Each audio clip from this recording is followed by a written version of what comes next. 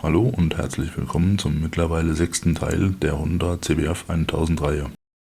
Heute befassen wir uns mit einem Gabelölwechsel.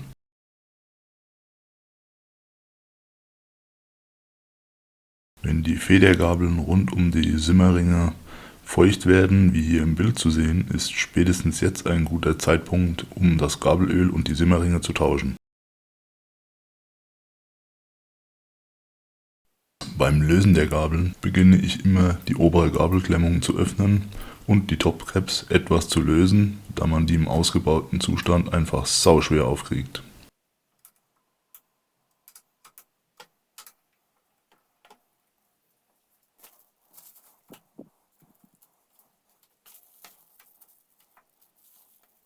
Für die Arbeit ist es nötig, dass man das Vorderrad frei bekommt. Das geht wahlweise mit einem Motorradheber, der in die Gabelbrücke eingreift, wie man hier auf dem Bild sieht. Alternativ, da die Maschine einen Hauptständer hat, könnte man auch den Soziussitz beschweren mit Säcken oder anderem. Wenn man einen Deckenhaken, ein Gebälk oder etwas ähnliches hat, kann man auch die Gabelbrücke mit einem Spanngurt hochziehen. Unten beginnen wir damit, die Kontermutter von der Achsschraube und die Bremsschrauben zu öffnen, damit wir die Bremszangen aushängen können.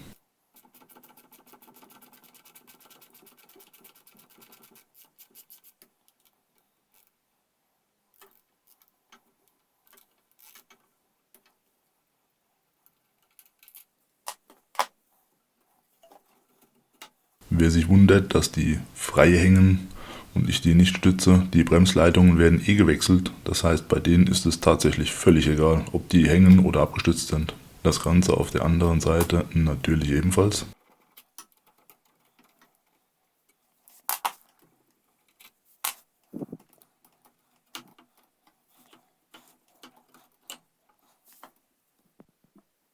Jetzt kann man die Kontermutter der Achse lösen, die Achse rausziehen und auch das Rad rausholen.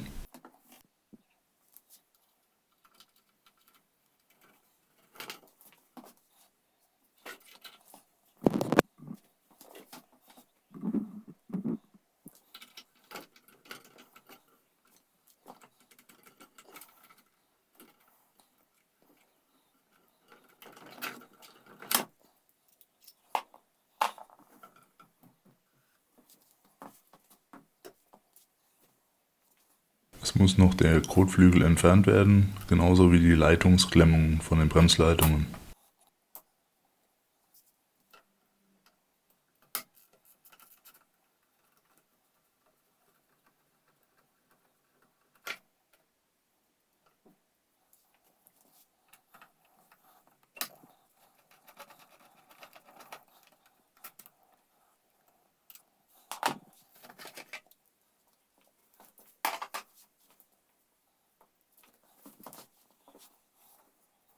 Löst man jetzt die untere Gabelklemmung, kann es passieren, dass die Maschine nach hinten kippt, weil so viel Gewicht vorne entfernt wurde, dass die Maschine dann vom Schwerpunkt hinterm Hauptständer liegt.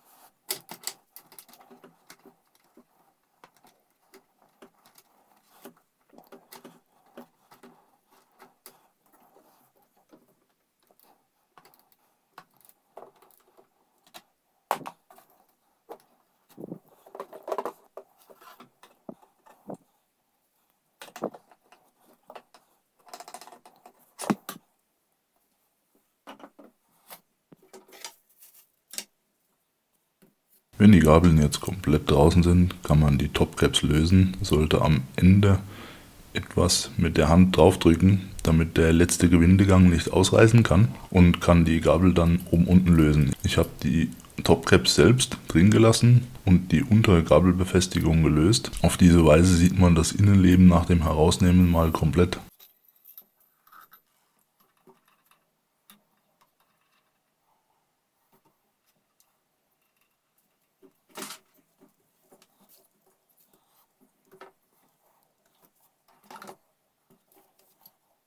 Man sieht dann zu, dass man das restliche Öl, was noch drin ist, durch Pumpen vom Tauchrohr rausbekommt und kann dann das Tauchrohr lösen.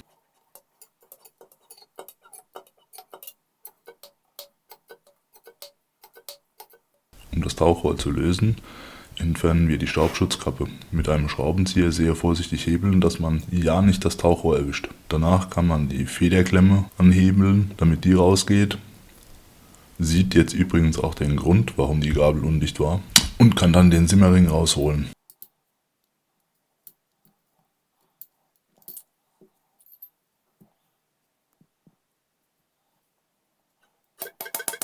Auf dem Simmerring ist eine ordentliche Rostschicht zu sehen. Das kommt davon, weil die Metallsicherungsklammer drüber gerostet ist, da scheinbar die Staubschutzkappe undicht war. Wenn die Partikel dann bis zum Simmerring kommen, wird auch der Simmerring selbst undicht. Die Tauchrohre kann man mit Kriechöl und Baumwolltüchern sehr gut sauber machen. Wenn noch Rostpickel vorhanden sein sollten, kann man diese mit einer Politur entfernen. Man muss zusehen, dass das Tauchrohr möglichst glatt ist, wenn man den Simmerring ansonsten drüber schiebt und hat eine Rostnarbe oben auf dem Tauchrohr drauf, hätte man danach gleich wieder einen Riefen oder eine Macke im Simmerring. Es werden nun erstmal alle Teile mit Bremsenreiniger sauber gemacht.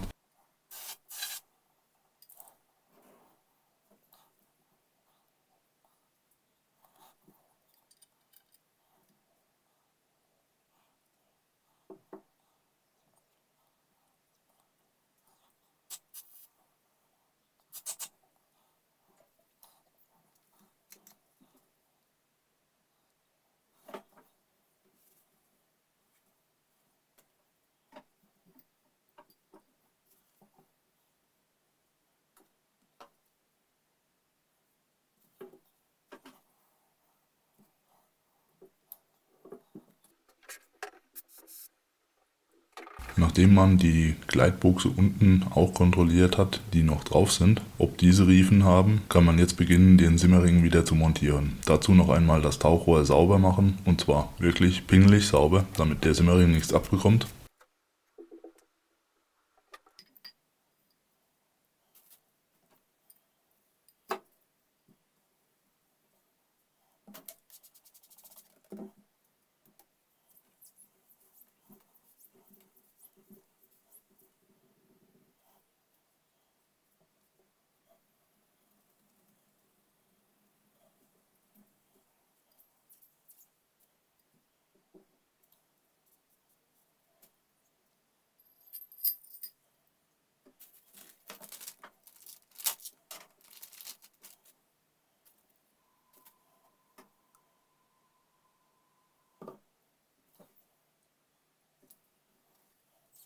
Ich hatte hier eine Tüte rumliegen, die wunderbar über das Tauchrohr drüber passt. Hab die dann mit Öl benetzt und den Simmerring drüber geschoben.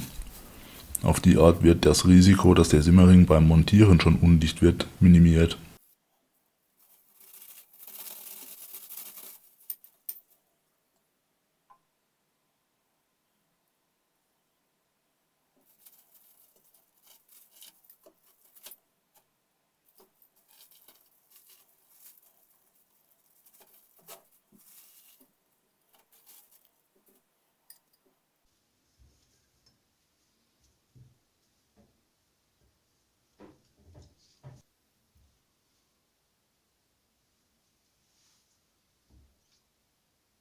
Ist dies bei beiden Seiten erfolgt, können nun die Federbeine wieder zusammengebaut werden.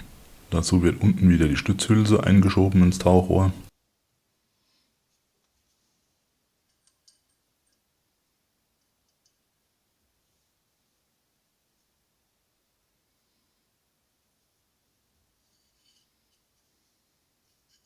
Dann wird das Tauchrohr und der Simmerring mit Scheibe darunter wieder eingesetzt.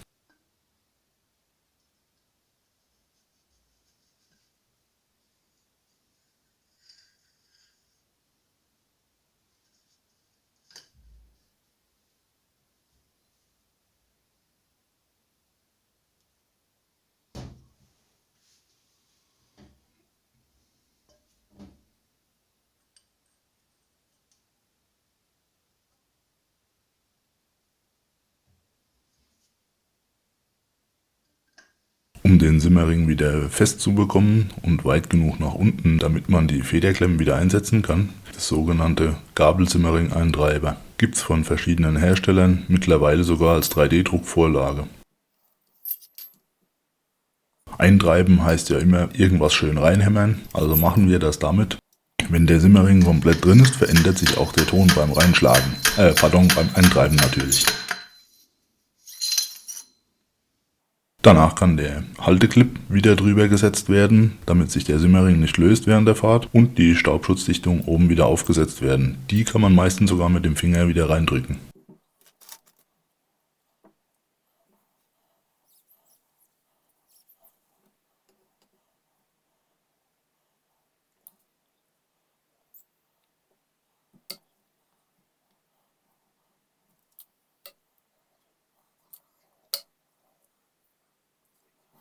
Hier sehen wir noch einmal das Zerlegen von den Innereien von der Federgabel. Man kontert dann die Federstange und löst die Topcap. Dann kann man alle Teile auseinanderziehen. Jetzt können wir auch die Federstange selbst noch sauber machen.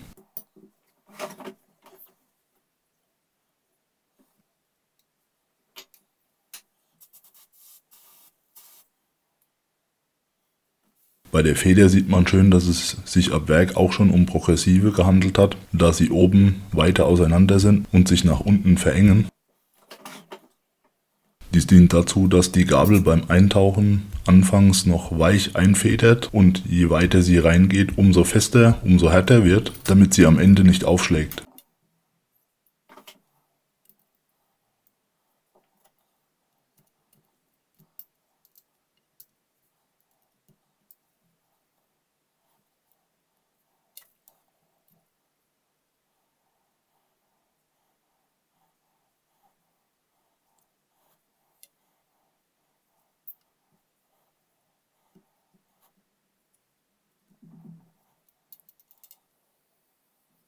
Dann erfolgt der Einbau in umgekehrter Reihenfolge. Wir setzen unten die Imbusschraube wieder ein mit einer neuen Kupferdichtung, merken dann, sie geht nicht rein und fummeln so lange, bis die irgendwann mal wieder mittig sitzt, oben die Stange.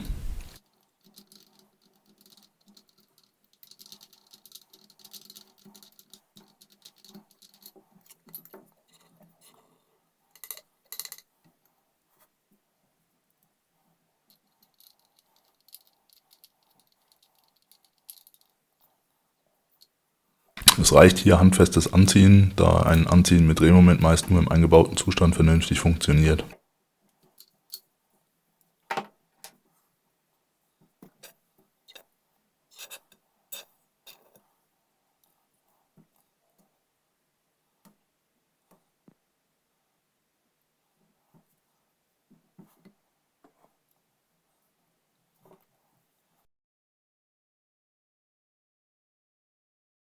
Zum Befüllen vom Öl misst man sich ca. 420 ml ab, füllt diese ein, pumpt 5-mal.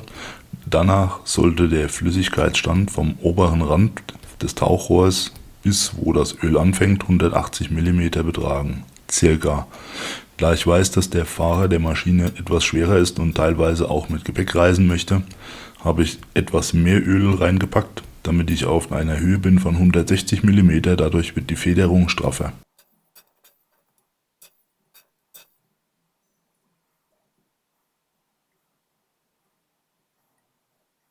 Um die Höhe zu messen, könnt ihr wahlweise eine kleine Spritze benutzen mit einem Schlauch dran und euch die Höhe markieren, die Länge, oder auch wie in meinem Beispiel mit einem Messschieber die Tiefenlehre verwendet und ausgemessen.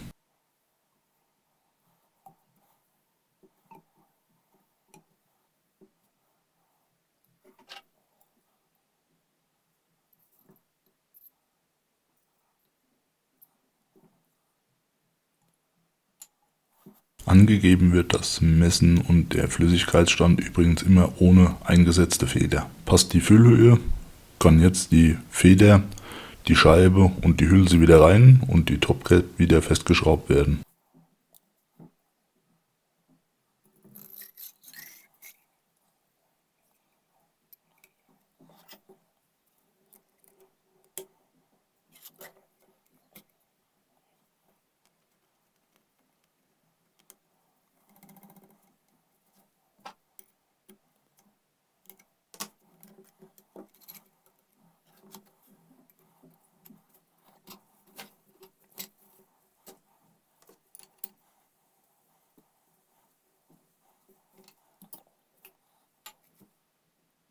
Zum Einbauen setzen wir jetzt erstmal eine Gabelseite ein, schieben die hoch, bis die Topcap gerade so über die Gabelbrücke schaut, schrauben die oben leicht an und befestigen dann erst die untere Gabelklemmung mit dem richtigen Drehmoment. Die unteren Gabelbrückenschrauben werden mit 39 Newtonmeter angezogen.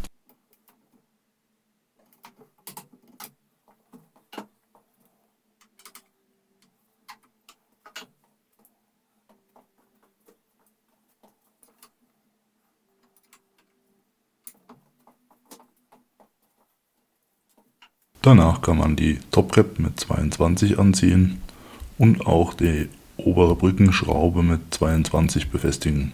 Wie hoch die Gabel selbst nach oben aus der Brücke rausschauen soll, seht ihr hier nochmal auf dem Bild. Die Gabel selbst schließt dabei bündig ab und nur die Topcap schaut über der Verschraubung oben raus.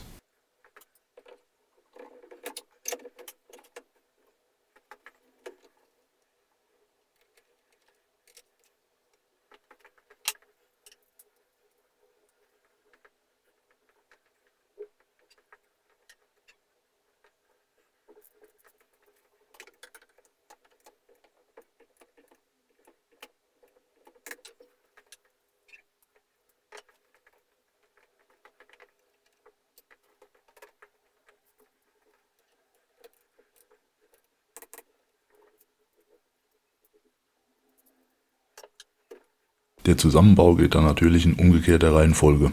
Wie man auch hier sieht, konnte ich es selbst nicht sehen, dass die Bremsleitungen rumhängen und habe noch was untergelegt. Unten nicht vergessen, die unteren Gabelschrauben wieder anzuziehen. Das Drehmoment hierfür sind 20 Newtonmeter. Dann kann auch die Achse wieder rein und die Konterschrauben dazu.